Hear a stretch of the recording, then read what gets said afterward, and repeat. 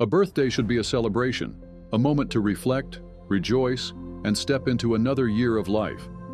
To thank you for all the fun and all the fear that you have given us through the years. But for some celebrities, it marked their final chapter. We don't know for certain, but it is possible that Shakespeare's birthday was on the very same day as the day he died, April the 23rd. These aren't just eerie coincidences. They're chilling reminders that fate doesn't follow the rules. Brace yourself for the hauntingly ironic stories of celebrities who died on their birthdays.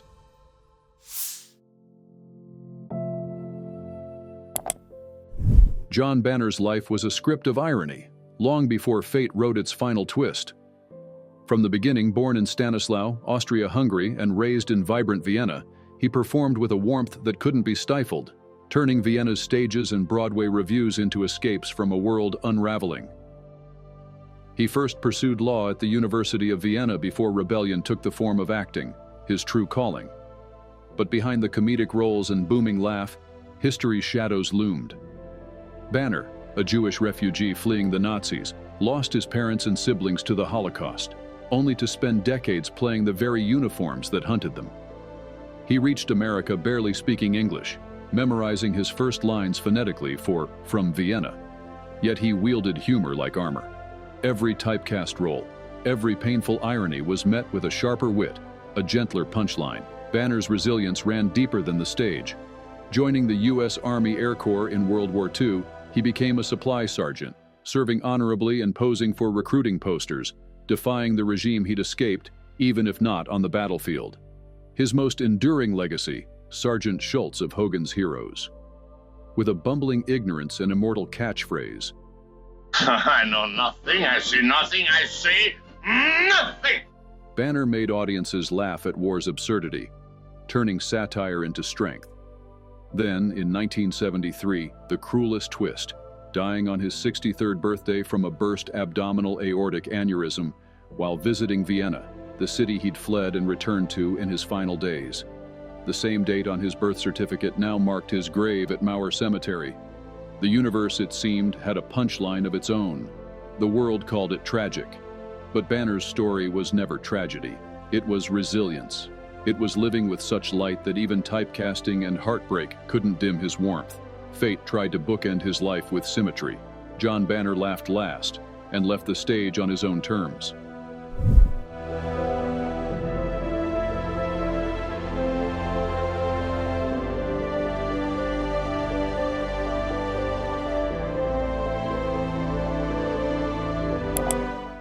Before empires crumbled and revolutions rose, one man's words outlived them all. Not carved in stone, but whispered across centuries.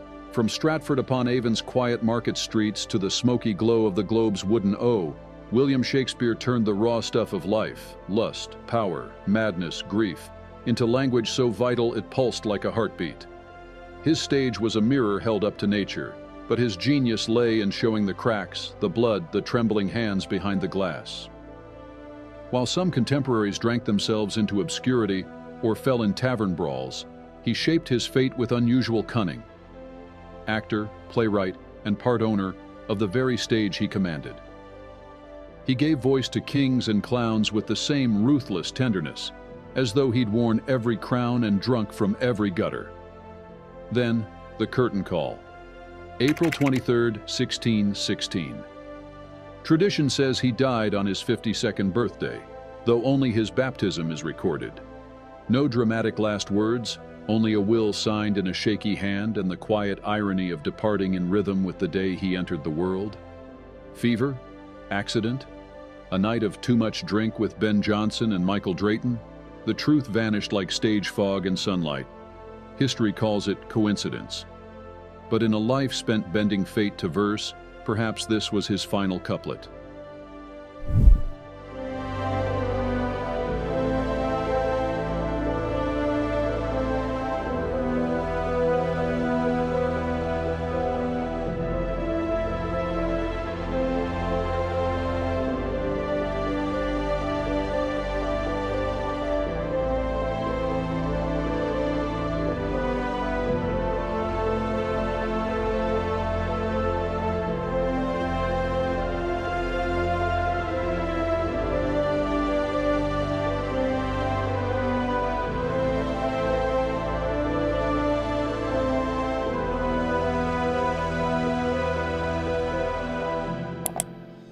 They called him an outlaw, but the law couldn't hold him. Time tried, and failed twice on the same damn day. Merle Haggard's life played like one of his songs, hard luck and second chances set to a Telecaster's twang. Born April 6, 1937 in Oildale, California, to Okie parents who made a home in a converted railroad boxcar after fleeing the Dust Bowl. Died April 6, 2016, at his ranch in Palo Cedro, as if the universe kept putting him back in the same hand to deal again. This was a man who turned a San Quentin sentence into a country music Hall of Fame career. A man who once broke out of jail and later got a full pardon from Governor Ronald Reagan. Who smuggled poetry into honky-tonk bars and set it to the uncompromising Bakersfield sound he built alongside Buck Owens. Where Nashville starched its shirts, Haggard left the wrinkles in, his voice cracking like a beer bottle on concrete when he sang Mama Tried, Workin' Man Blues, or Okie from Muskogee. We like holding hands and pitching woo, woo. The soundtrack was pure Merle. Truck stops at midnight, last chance saloons at closing time, and the restless hum of parole officers' waiting rooms. Even the turning point, standing inside San Quentin and watching Johnny Cash fire off prison songs in 1958, felt like a scene waiting to be written. The irony?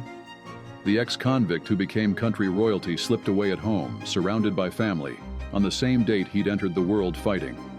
Not in some sterile ward, but on familiar soil, after one last tour, leaving stubbornness and grace tangled together like the final chords of a song. They'll tell you it's a coincidence, but any fan knows Merle always stuck the landing. The records keep spinning. The boxcar kid might have died, but the outlaw outran the Reaper after all.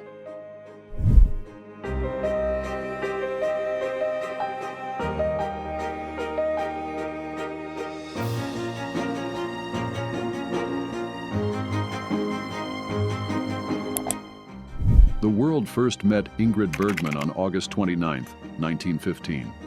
With perfect cinematic symmetry, it said goodbye to her on the same date 67 years later. This was no ordinary star.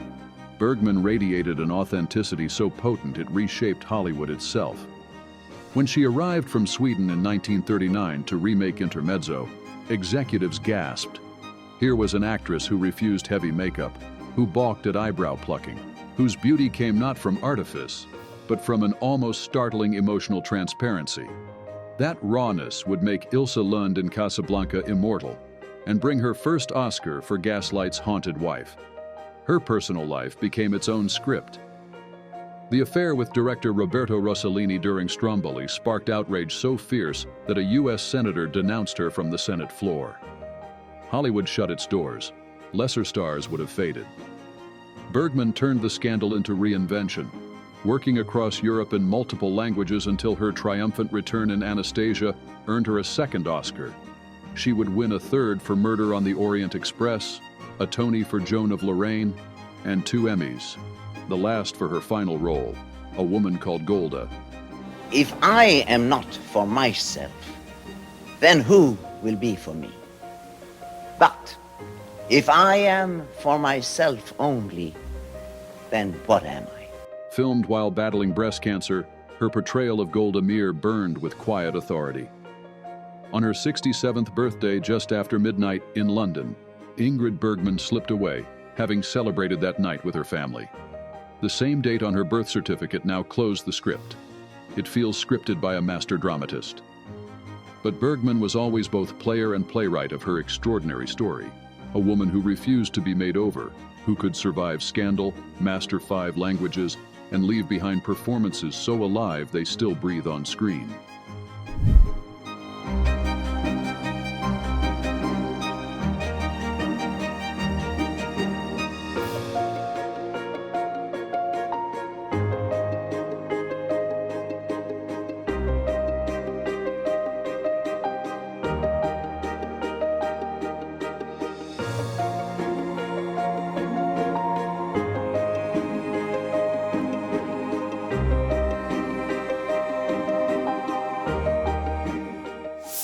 There's something profoundly unsettling about a life ending on the very day it began, like a full circle drawn in permanent ink.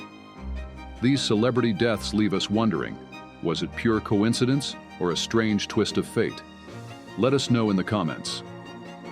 Which story struck you the hardest? If you found this video compelling, give it a like, share it, and subscribe for more true life mysteries and unforgettable legacies. Thank you for watching.